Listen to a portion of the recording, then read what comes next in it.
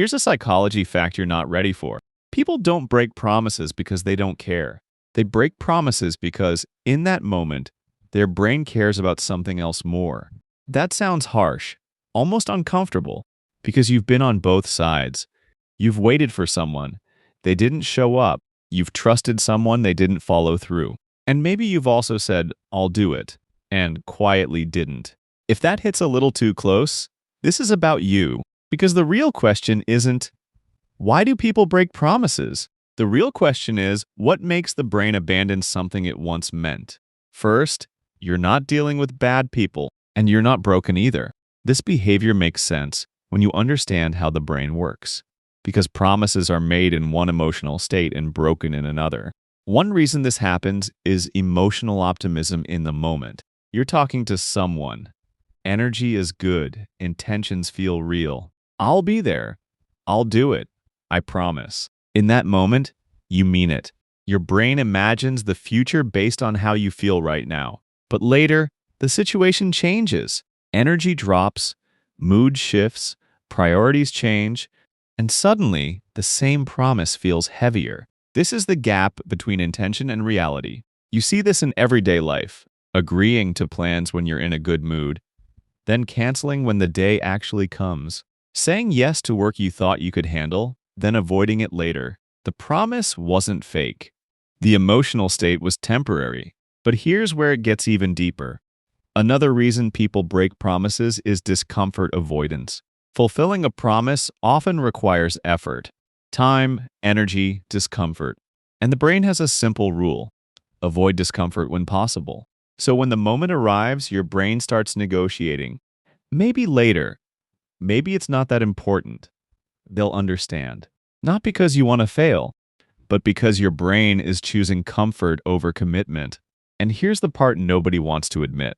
People don't always break promises to others. They break them to themselves even more. I'll start tomorrow. I'll fix this. I'll be consistent. And then nothing. This isn't laziness. It's internal conflict. One part of you wants growth. Another part wants safety. And safety often wins. But here's where it gets interesting. Some people break promises because they struggle with boundaries. They say yes too easily. In the moment, they don't want to disappoint. So they agree, even when they're unsure, even when they're already overloaded. So later, they break the promise, not because they don't care, but because they never had the capacity in the first place. You see this in people who are nice but inconsistent. They mean well, but they overcommit. And eventually something has to give. And this is where everything shifts. There's one more layer most people miss: identity.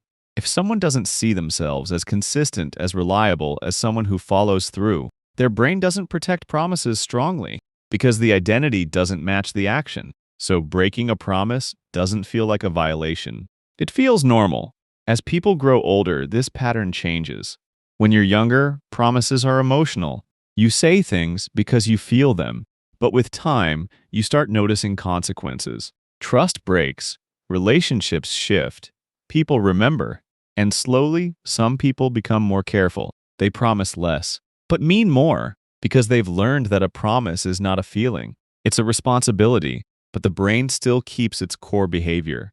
It still tries to protect energy, avoid discomfort, reduce pressure, which means the conflict never fully disappears. Because at its core, this isn't just about promises, it's about emotional regulation. Saying yes creates connection. Breaking later reduces pressure. The brain is constantly balancing those two things. A promise, in a strange way, is like a bridge between your present self and your future self. And sometimes your future self doesn't feel the same way. Your present self did. And when you really understand this, something shifts. You stop seeing broken promises as pure betrayal or pure weakness, and start seeing them as moments where intention and capacity didn't match. Not always right, not always fair, but human, because people don't always fail because they don't care.